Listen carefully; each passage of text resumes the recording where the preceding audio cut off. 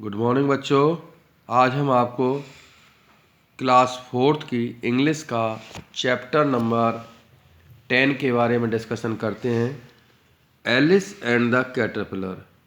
Caterpillar कहते हैं तितली के बच्चे को, जो छोटी अवस्था में होता है उसको हम इल्ली भी बोल सकते हैं।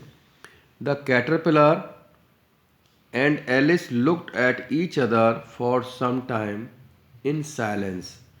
मौन होकर बड़ी शांति के साथ में कैटरपिलर और एलिस ने एक दूसरे को देखा। देन द कैटरपिलर सेड, तब कैटरपिलर ने कहा, हु आर यू, तुम कौन हो? एलिस रिप्लाइड, शैली।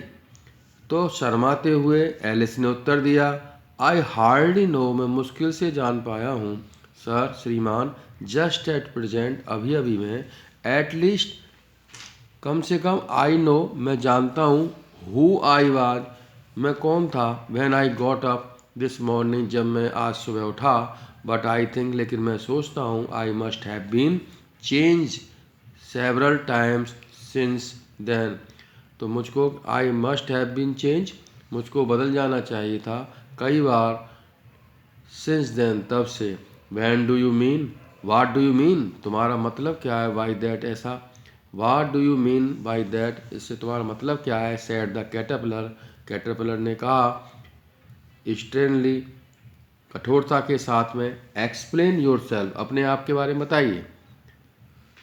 I can't explain my self, मैं स्वयं अपने बारे में नहीं बता सकता। आई एम एफ्रेड सर, मैं डरा हुआ हूँ श्रीमान।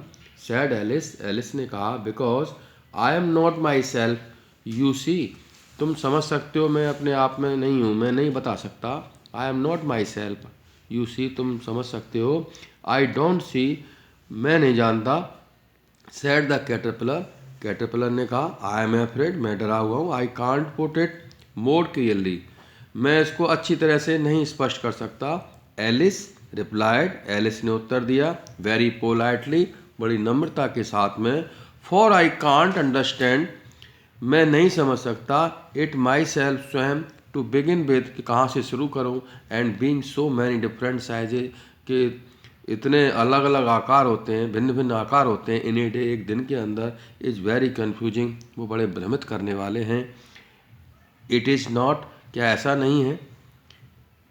सैड द कैटरपिलर, कैटरपिलर ने कहा, वेल, अच्छा, perhaps you haven't found it so yet, तो perhaps you haven't found it so yet, तो अभी तक आपने इसके बारे में नहीं पाया या आप उसके बारे में नहीं समझ सके। सैड एलिस, एलिस ने कहा, बट, लेकिन, when you have to turn into a chrysalis, तो जब यदि आप कीट के रूप में बदल जाओगे, यू विल सम डे, कुछ दिनों में, यू नो, तुम जानोगे, एंड देन, तब, आफ्टर दैट, इसके बाद में, इनटू ए बटरफ्लाई, जब बटरफ्लाई बन जाओगे, आई शुड थिंक, मैं मुझे समझना चाहिए, you will feel it a little queer, तो तुमको कुछ एक अच्छा विचित्र महसूस करोगे, क्या नहीं?